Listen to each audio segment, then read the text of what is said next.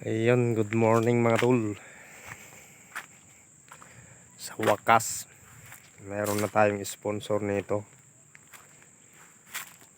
Bahay ni nanay. Ngayon, bulok na mga tol. Talagang bulok na talaga yung mga kahoy niya. Bulok na mga tol.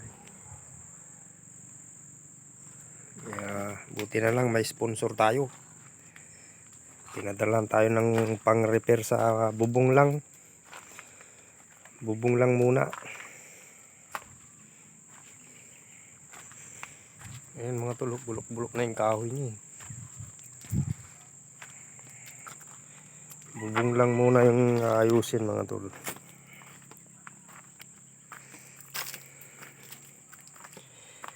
Ayan o. Kita nyo naman yan.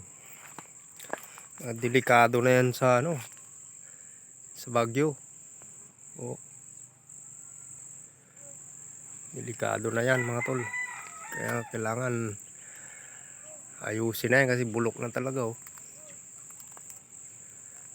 Makaliparin na ng liparin na ng hangin, bagyo. Ayan, pag bumagyo ng malakas, makatangay na yan. Wala na yung mga kahoy niya. Bulok-bulok na yung kahoy.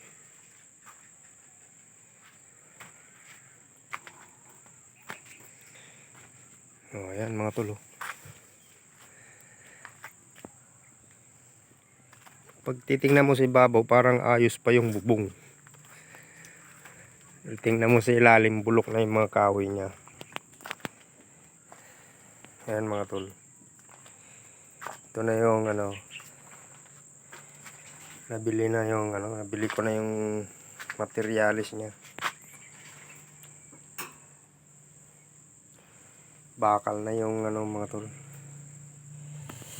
gagamitin. Kasi yan ang daming anay nakyat na ng anay. Wala na. Talagang liliparin na yan mga tol. Mabuti na lang may nag-sponsor sa atin. Maraming salamat sa nag-sponsor. Mabuti na lang at mayroon dininig ang panalangin natin. Ayan kita nyo yan. Wala na talaga yan ayan mga tol. Talagang liliparin na yan.